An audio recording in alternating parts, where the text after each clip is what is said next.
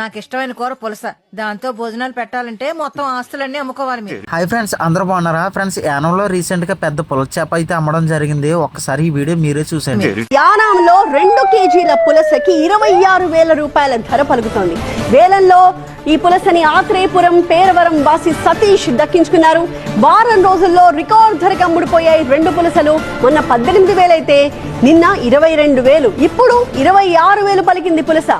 పుస్తెలమ్మైనా పులస తినాలి అంటారు. అందుకేనేమో ఎంత ధరైనా వెచ్చించి పులసని కొనుగోలు చేస్తూ ఉన్నారు కొంతమంది.